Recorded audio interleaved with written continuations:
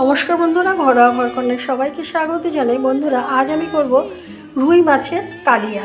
তাই আমি এখানে প্রথমে মাছগুলোকে নুন আর হলুদ এবং একটু লঙ্কার গুঁড়ো দিয়ে দিয়েছি।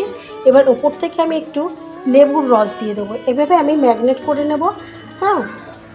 ম্যাগনেট করে নেবো। আর এখানে আমি মশলা হিসেবে নিয়েছি একটা পেঁয়াজ, বড় পেঁয়াজ, 3-4 কোয়া রসুন, একটু কাঁচা লঙ্কা, 2টো টমেটো। আমি বেটে নিয়েছি মিক্সিতে। এবার মাছগুলোকে আমি ম্যাগনেট করে নেব।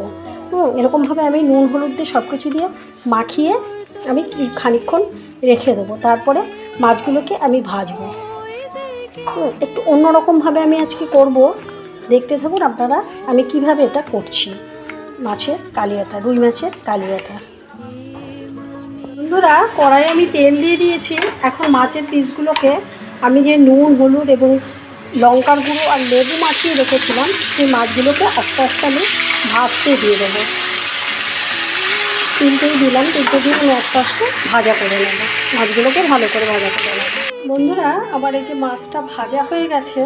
এখন আমি এই যে সাদা জিরে দিয়ে দিলাম কিছুটা।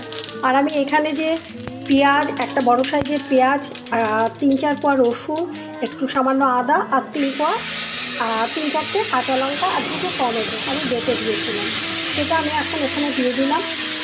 এবার এটা কষাতে থাকবো। এটা থেকে যতক্ষণ না জল মানে তেলটা উঠে আসবে, একটু লালচে লালচে হয়ে যাবে, তারপরে আমি এখানে এই যে মশলা, আমি কিছু মটরশুঁটি নিয়েছি, ধনের গুঁড়ো, জিরের গুঁড়ো, লাল লঙ্কার গুঁড়ো এবং নুন হলুদ। বন্ধুরা, যেহেতু আমি একা করি তাই আমাকে এই পন্থাটা অবলম্বন করতে হয়। আমি এর আগেও অনেক বলেছি।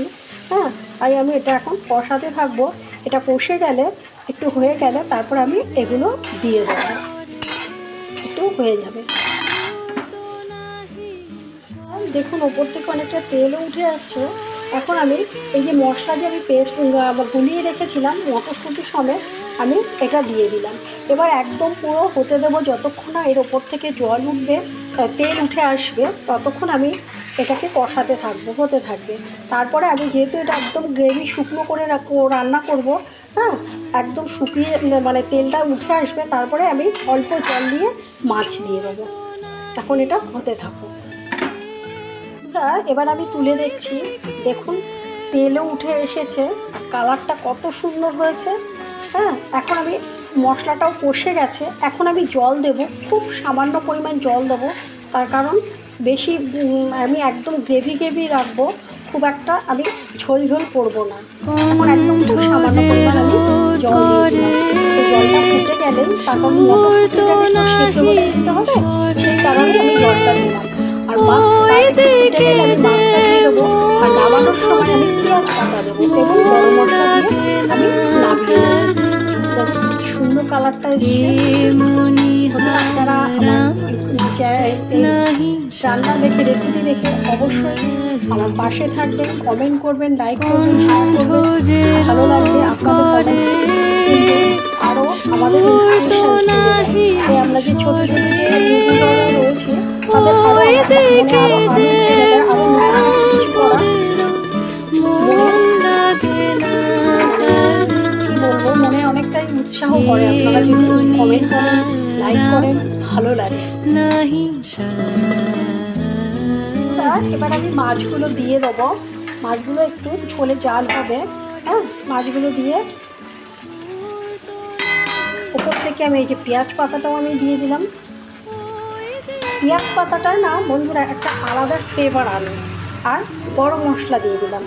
এবার আমি নাড়িয়ে চাড়িয়ে নেব। এই পেঁয়াজ পাতা দিয়ে একটু ঢেকে রাখতে হয়। পেঁয়াজ পাতা কিন্তু মানে সেদ্ধ হতে বেশি সময় লাগে না, পাতা তো খুব তাড়াতাড়ি সেদ্ধ হয়ে যায়। এবার আমি একটু ঢেকে দেবো। ঢেকে 5 মিনিটের মতো হবে, তারপর আমি নামিয়ে নেব।